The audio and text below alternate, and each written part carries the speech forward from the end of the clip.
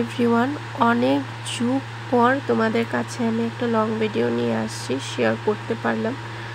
তবুও অনেক নিশ্চিন্ত মনে যে আমি শেয়ার করছি এমনও না, এখনও অনেক কাজের চাপ আছে। মেয়ের হাফ ইয়ারলি এক্সাম সামনে, এই মাসের লাস্টের দিকেই, এখন তো জুন চলছে, জুনের লাস্টের দিকেই মেয়ের হাফ ইয়ারলি পরীক্ষা শুরু। এই চাপে আমার আরও লং ভিডিও শেয়ার করাই হচ্ছে না।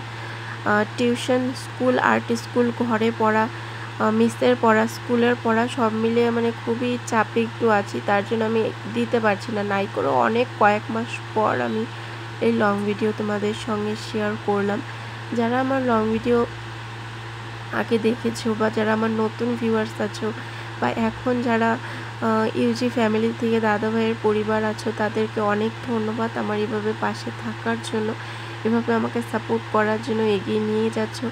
জানি অনেক সময় এমন সময় আসে যে তোমাদের হয়তো ভিডিও আমি দেখতেও পারি না, কারণ ওই দোকান, স্কুল, ঘর করে টাইম অ্যাডজাস্ট আমার হয়ে ওঠে না। কিন্তু যখন আমি যেরকম যারটা পারি দোকানে বসে দেখার চেষ্টা করি যখন যতটুকু আমার দ্বারা সম্ভব হয় যেভাবে। তো দেখো, সকালে ঝটপট আমি ঠাকুর দর্শন করি, তোমাদের সকালে ব্রেকফাস্ট বানাচ্ছি। আজকে তো সানডে, আর মেয়ে আমার প্রতিদিনই ভাত খেয়ে স্কুল যায়, তো আজকে ভাবলাম ঘরে যখন আছি একটু পাস্তা বানিয়ে নিই। আমি খুব একটা খাই না, বানিয়ে দিয়ে দিই, কিন্তু আমার খেতে খুব একটা ভালো লাগে না, আর আমি সকালে এরকম কিছু খাইও না, দেখেছি।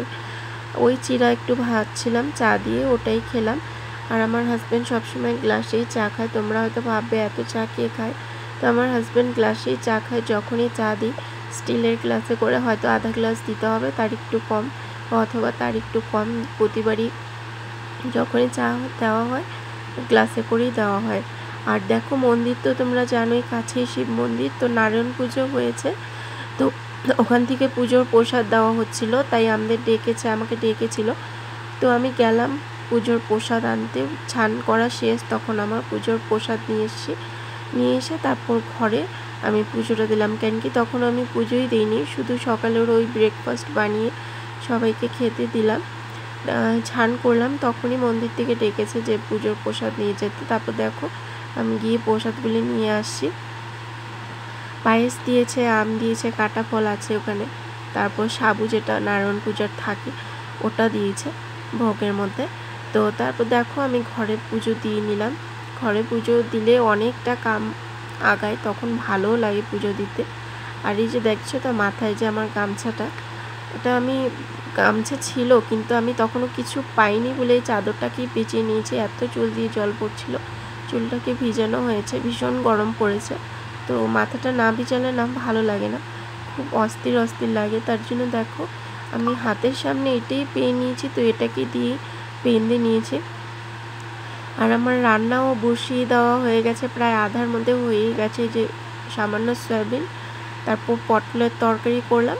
এখন এটা করব বাটা, এই যে রসুন, যেটা পেঁয়াজ, কাঁচা লঙ্কা সব মিলিয়ে একটু ভাজি করে নিব, তারপর এটাকে বাটা করব। আর মেয়ের এদিকে দুধ বসিয়ে দিয়েছি, সকালে ঘুম থেকে উঠে মেয়ের তো আগে দুধ খেতে হয়, তারপর পাস্তা, তো ভাবলাম দুধটাও জাল দিয়ে দিই, কারণ মেয়ে তো তখনও ঘুম থেকে উঠিয়ে তো যতটা সম্ভব আমি কাজগুলি আগিয়ে রাখছিলাম, কারণ মেয়ে উঠে গেলে ঝটপট দিতে পারবো। তো দেখো, এখানে আমি কাঁচা লঙ্কা 2টা ফেলে দিয়েছি বাটার মধ্যে, তোমরা তোমাদের স্বাদ মতনও দিতে পারো।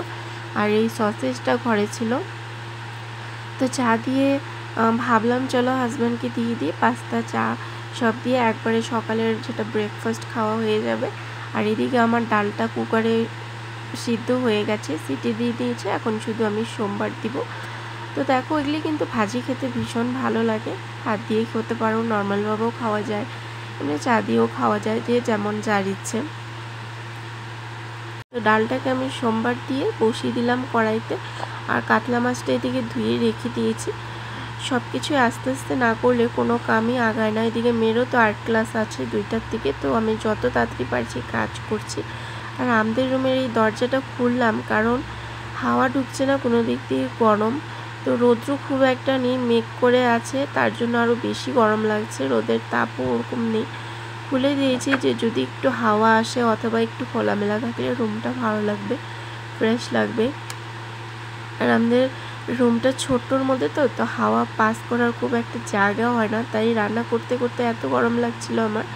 তো ফ্যান চালিয়ে এই দরজা টরজা খুলে আমি বসেছিলাম এসে রুমের মধ্যে। খুব অস্থির লাগছিল গরমে, কারণ এরকম দিনে দেখবে যদিও রৌদ্র ওঠে না তবুও ঠিক লাগে, রৌদ্র উঠলে তবুও ঠিক লাগে, কিন্তু রৌদ্র না উঠে মেঘ করে থাকে তখন আরও বেশি গরম পড়ে। তো দেখো আমার বাটা হয়ে গেছে, একদিকে করলাম পটলের চোকলা বাটা, আরেকদিকে ওই রসুন দিয়ে আদা দিয়ে বাটা করলাম। আর এই যে দেখো কাতলা মাছের ঝোল হয়ে গেছে, ওদিকে পটলের তরকারি, সয়াবিনের তরকারি, ডাল আর 2 রকম বাটা। এদিকে মেয়ে আর্ট ক্লাসে যাবে, তার জন্য নিজের থেকেই কিছু আর্ট করছিল। আর সারাদিন করতেই থাকে এরকম আর্ট, আর বিছনা ছড়ানো ছিটানো যেখানেই থাকবে চারোদিক ছিটিয়ে নিয়ে বসে খেলতে থাকবে। তুমি যতই ঠিক করো না কেন, আধা ঘন্টা পরে এসে দেখবে কোনো কিছুই জায়গা মতন থাকে না। তো দেখো সারাদিন আর আমি কোনো ভিডিও শ্যুট করিনি। মেয়েকে আর্ট ক্লাস থেকে এনে মেয়েকে খাওয়িয়ে এখন আমি এই যে চা নিয়ে বসলাম। তো এই কেকগুলি খেতে ভীষণ সফট ভালো লাগে। তো আমার তো খাওয়া হয়েই গেছে প্রায়, তো হাজব্যান্ডকে দিয়ে দিয়েছি। তো দরজাটাও লাগিয়ে দিয়েছি, এদিকে ফ্যান চালিয়ে নিয়েছি। বললাম তো হাওয়া ঢুকার কোনো বাইর হওয়ার জায়গা নেই, তার জন্য ফ্যানটা না চলালে আমাদের রুমে হয় না। তাই এতটা গরম লাগছিল, এসে মেয়েকে নিয়ে একটু চা খেয়ে বসেছিলাম ফ্যানের নিচে। দেখো আমার দেখেই বুঝতে পারবে কপাল টপাল ঘেমে গেছে মুখের ওদিক, এত গরম লাগছিল। আর এটা আমার বাবা নিয়ে আসছে মেয়ের জন্য। প্রতি সানডে করে বাবা একটু কাজে যায়, দোকানে কাজে, তো কিছু না কিছু মেয়ের জন্য আনতেই হবে। তো এটা নিয়ে আসে, কি সুন্দর দেখো জিনিসটা।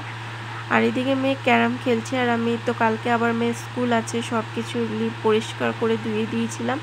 আর এখন এসব ইস্ত্রি করে দিচ্ছি, কারণ যদি ফ্রেশভাবে না দেওয়া হয় তখন স্কুল থেকে টিচাররা বকা দেয়। তো আমার এই ছোট্ট ভিডিওটা অনেক দিন পর শেয়ার করলাম, কেমন লাগলো জানিও। ভালো লাগলে পাশে থেকেও সাবস্ক্রাইব করো, আর তোমাদের সঙ্গে এই ভাইরাল ভিডিওটা শেয়ার করে আজকের ভিডিওটা এখানেই শেষ করলাম। টাটা, পরে আবার নেক্সট কোনো লং ভিডিওতে দেখা হবে। সবাই ভালো থেকো, সুস্থ থেকো।